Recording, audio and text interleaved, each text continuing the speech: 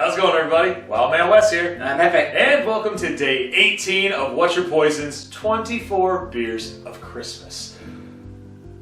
Final stretch, buddy. Final stretch almost. Almost. It's one more week. As we've talked about before, we got this nice Advent beer calendar from a collaboration of Obscurity Brewing from Elburn, Illinois, and Lodi Tap House. We've gone through 17, some nice, some naughty, some nice, and some Naughty. and some few and far between. Few and far between for sure.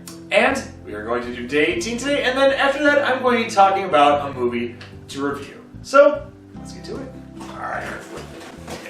Ow! Oh well. What we got? What we got? It's a 12er. Oh, here we go. Okay, this is from Mars Brewing. Ooh. Florida Weiss. Wild ale with passion fruit, guava, mango, pineapple. 8% ABV. Florida Passion. Yep, that's all we're getting off of this guy, which is fine. It's just a fruited sour wild ale. That's pretty cool. Hey, I don't Florida mind. Weiss. It's got all the fruits and goofy Dr. Seuss hands around it. It's just pretty festive, I guess. But it doesn't mention anything about Florida Man, and quite frankly, that's disappointing.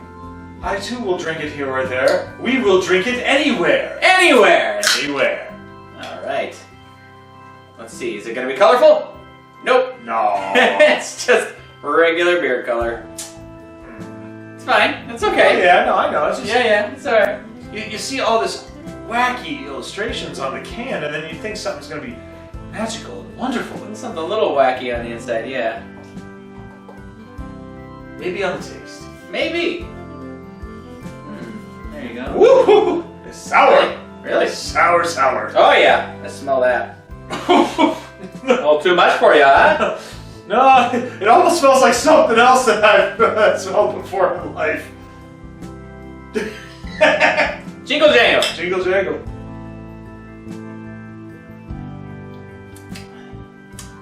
Very sour. Woo! Pucker me senseless, man. Yeah, man. I'm not picking out any in particular flavors of fruits. What does this say again? What fruits? It's a wild ale with passion fruit, guava, mango, and pineapple. Okay. Okay. The pineapple, I'm getting a little on the after. Mango and guava. Passion fruit. I A mean, little on the passion fruit. yeah, they're bitter fruits. Is the bitter. thing. The pineapple is definitely an afterthought. Yeah, it's After a while on your taste buds, I- it lingers. It's a linger. Yeah, I always expect pineapple to be very upfront and center because it's such a strong acidic fruit flavor. But a lot of those sugars from the pineapple do get eaten up by the yeast too.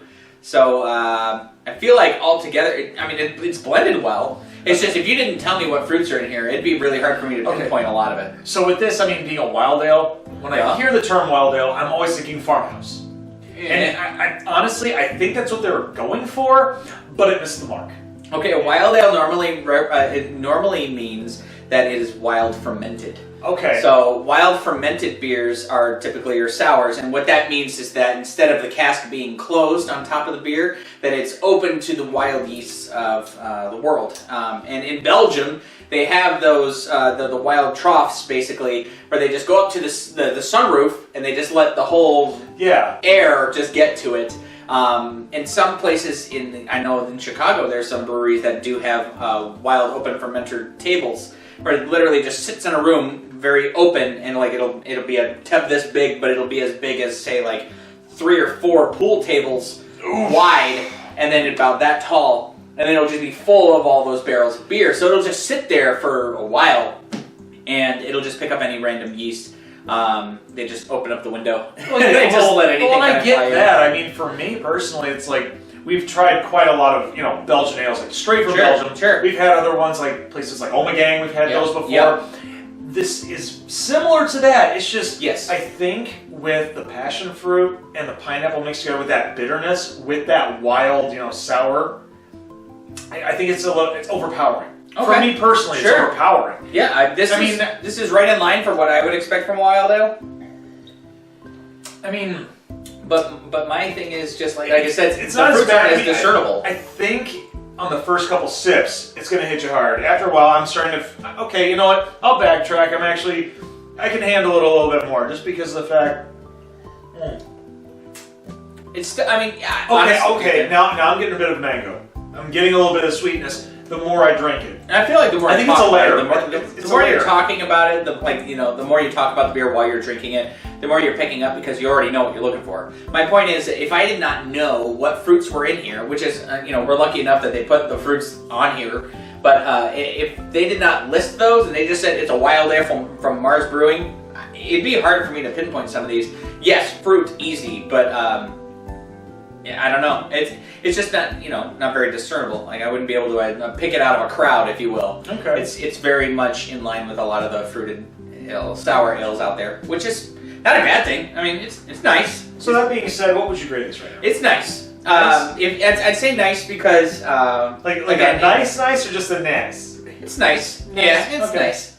I only say it that way because, like I said, I would never be able to pick it up out of a lineup. If you gave me a whole lineup of a bunch of different wild ales, even just like 4 different wild ales, and say, which one is Mars, this, the Florida Weiss, I'd be like, I don't know. I can tell you which one it's not if it's obvious which other sours are in the lineup. Like, some sours just are that easy to pick out. I know it's not a typical Flanders Red. I know it's not a cherry sour. Like, I know that it's not like anything, one of these tart sour ales that basically the beer color has a lot to do with that, and the beer smell has a lot to do with that. There's nothing that pops out as, yes, that's definitely this beer. It's just very, very across the board. Nice. It's nice though. I mean, if you like sours, then you'll like this. For me, I want to agree with you. I'm gonna have to take it a step below on our 6th tier now. I'm gonna have to say natty. It's natty. I want to say nice, but it's just kind of. It's just below nice, but that just below gastrointestinal naughty, effect for me right now is that gassiness is like I'm burping constantly. Yeah. I mean, like, hey, we all burp when we're drinking alcohol, but I mean, when you're constantly doing it like in succession every like 30 seconds. Sure. For me, that's kind of like no. Yeah, I hear you. And actually, as we're getting up to the bottom of our glasses, it's really interesting. His is clear and mine is cloudy.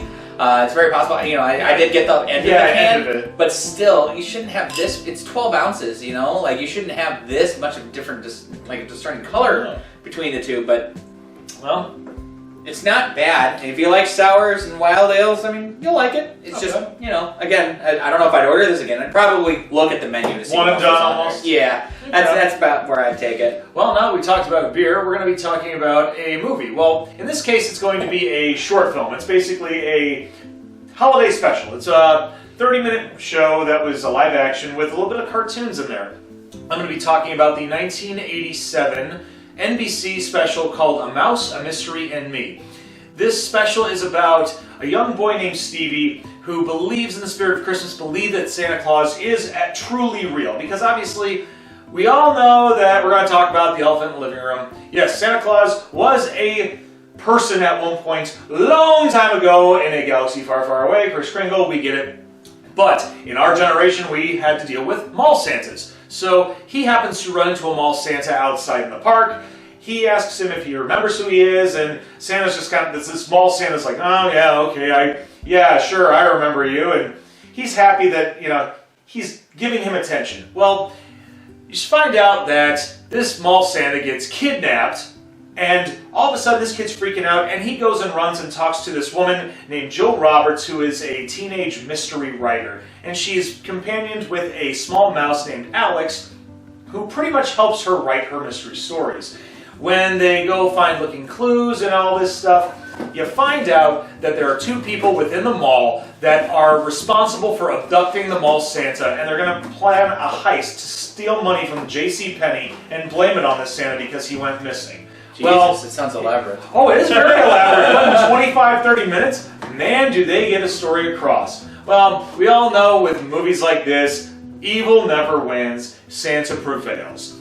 So, I'm going to go on what I don't like about the movie. It's too short. Well, for a half-hour TV special, it's a short movie. Yes, it is. But for something that never claimed to be a movie. no. Researching it online just to double check, all the actors and everything, just to make sure. It says movie, and I'm just like, wow, you're very presumptuous. But you know what? However, I do like the movie, so to speak, because of the fact that in the 80s, and especially on cable TV, they had a lot of no-name actors. And a lot of times to get the incentive to watch one of these movies, you get some, names that not necessarily A-listers, but people that have made a mark in Hollywood. You have Dick Van Patten, who plays the mall Santa Claus, and also the voice of Alex the Mouse is Donald O'Connor. We're talking about Cosmo Brown from Singing in the Rain, and he does a phenomenal job on this one. So, I mean, that being said with the cast, and also I would say the tempo of the movie is what makes up for the length. Because of being so short, trying to put 10 pounds in a 5-pound bag, I'm going to go ahead and give this rating a B+. I mean, you'd have to go see the movie for yourself. It is on YouTube, by the way. There's a lot of different links, so be sure you check it out. It is something that's interesting because there are a lot of different specials out there, live action or animated. And in this case, this short movie came out about a year before Who Framed Roger Rabbit came out. Oh, okay. So if it weren't for things like this, I mean, because Disney and a lot of other companies that had animation did try to attempt the live action and animation. This one, not so bad for a short film. And because of that, if it weren't for this, you wouldn't have movies like Who Framed Roger Rabbit. I mean, even in the 90s, you wouldn't even have Cool World that That's show true. did. That's a totally different ballgame right So that's there. why I give this, rating such, a B+ for being what it is, because it could have been lower. But honestly, it's very nostalgic to me, and that's why. And then plus, 1987, huh? Mm-hmm. That was a year I was born. Yeah, I was 3 years old. Yeah. You were 3? Yeah, I was 3. You were taking notes? Yeah. About what beer am I going to drink this? Exactly. In 33 years. Yep.